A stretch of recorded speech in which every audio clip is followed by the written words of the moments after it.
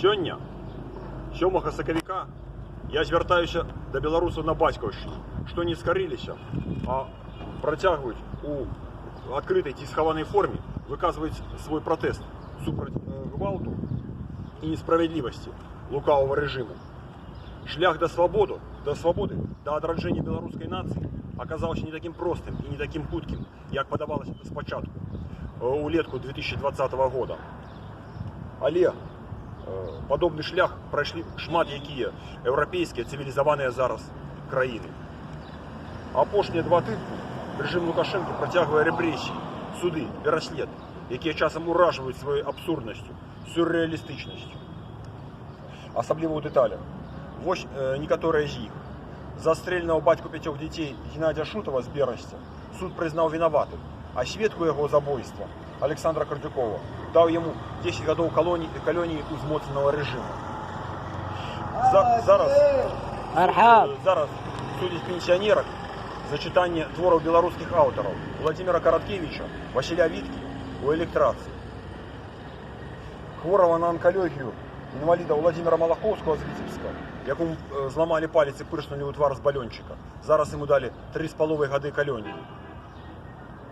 Акрамя таго, варта адзначыць, што з 1 сакавіка уступае ў сілу новы кодекс аб адміністрацыйных правапарушэннях, якім зараз прадугледжваецца павелічэнне штрафу да 5800 беларускіх рублёў за фактычную рэалізацыю свайго канстытуцыйнага права на выказванне свайго меркавання. Павышаюцца тэрміны зняволення, затрымання да 30 сотняў. Таксама у кіроўцаў могуць часова пазбавіць іх правоў за падачу гукавога сігнала. Журналісты Тутбай Катерине Борисевич далі зняволенне паўгады.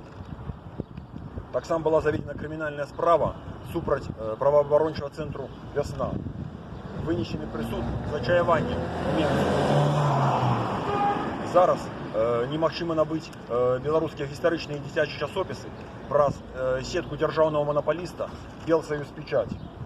Пры гэтым трывожныя сігналы падае беларуская эканоміка.